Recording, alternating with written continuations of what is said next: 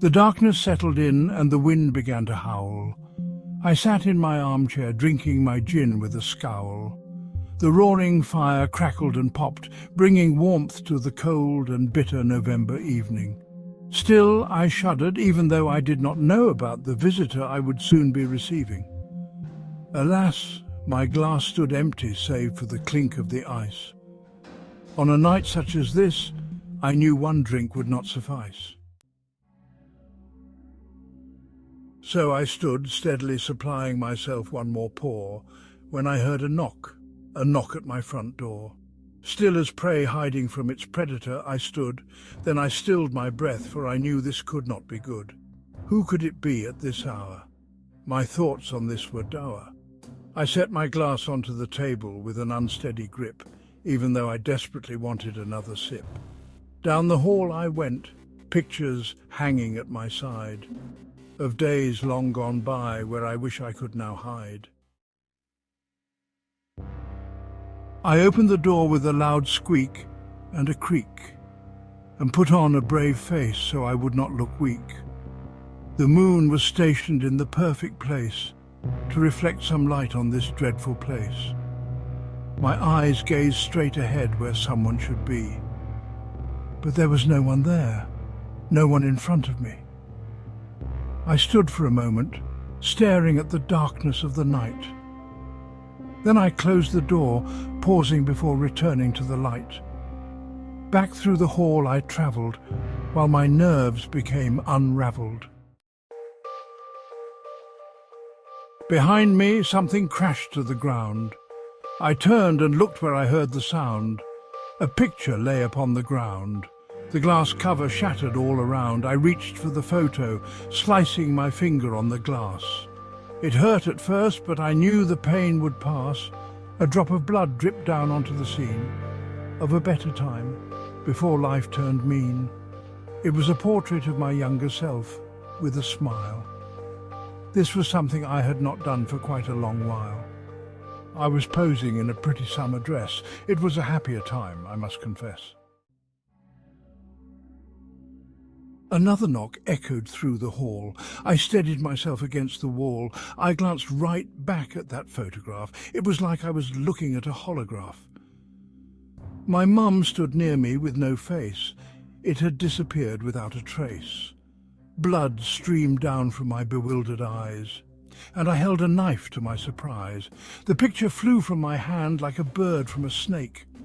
This spurred a buried memory I just could not take.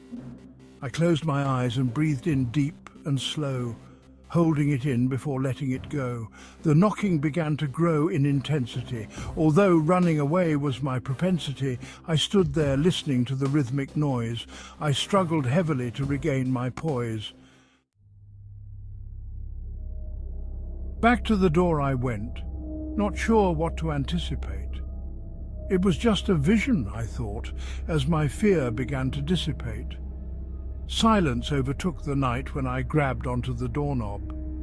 Oh Lord, please take pity on this here poor slob. The door swung open with a mighty force, like it was kicked in by an angry horse.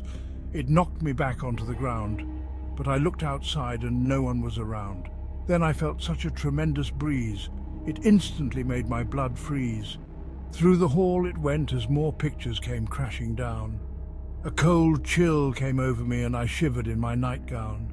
With a tightness in my chest, I knew I could not take a rest. So I stood and closed the door, and I hoped the knocking would be no more. One more drink, I thought. Yes, a drink to help me think. So I sauntered silently, sidling back inside my sitting room. Smoke slithered through the air, and it was colder than a forgotten tomb. Goosebumps sprouted atop my skin. I knew I'd let something in. Then I saw the bump above the back of my chair. Even in the dark I could tell someone was sitting there where I had been before. Before I heard the knock on my front door. The silence filling the room was suffocating and I could not keep from hesitating. While I stood, the figure sat motionless, which filled me up with such great hopelessness. I gathered my nerves and walked through the cold air, keeping my distance from the guest in my chair. I made my way over to the hearth, still giving the chair a wide berth. Then I turned around to see a ghastly sight in front of me. My hand went to the wall so I would not crash and fall. This thing had me under its sway. My eyes just would not turn away. Thin wisps of grey hair adorned its broken skull. It had no eyes, yet it stared into my soul. A thin, dusty cloth hung from its shoulder. I shivered again as the room grew colder. It let out a few gravelly groans, and I caught some movement through the gaps in its bones.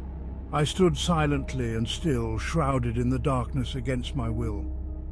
Time passed by in silence, making my nerves reach their peak, while I stared at this thing, waiting for it to speak. But the silence continued to fill the air. I would not break it. No, I would not dare. Finally, I gathered the courage to move, even if this thing would disapprove. Its head followed me as I returned to the table, to get my drink while I was still able. With my back turned, I could still feel the icy gaze. I slammed my drink and felt like I was in a daze. Another pour and another drink, and my consciousness began to sink. I closed my eyes tight and took a huge, deep breath. Then I heard a noise behind me and was overcome with the smell of death.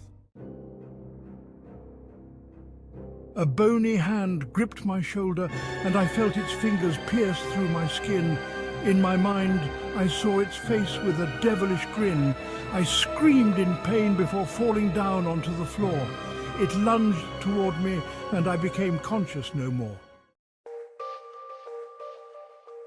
I awoke on the floor next to some broken glass, and a headache I knew would not soon pass. My body hurt, and I felt my shoulder ache. I had a feeling of dread I just could not shake. Then I thought it had to be just a nightmare, but it had given me such a fright there. I gathered myself up off the thin carpeted floor and looked at my watch. It was 4:15. It was past time to lay myself down for a long rest. I was ready to curl up, like a bird in its warm nest. I looked to my right and saw broken frames and pictures scattered throughout the hall, and a spatter of red all across the wall. I stumbled to my room and fell on my bed. Horrifying memories filled my head, and of what I had done so long ago. I thought I had buried it far below. Sleep did not come easy, and I began to feel a little queasy. This vision of mine had shaken me to my core. But finally, I began to drift off until I heard a knock at my front door.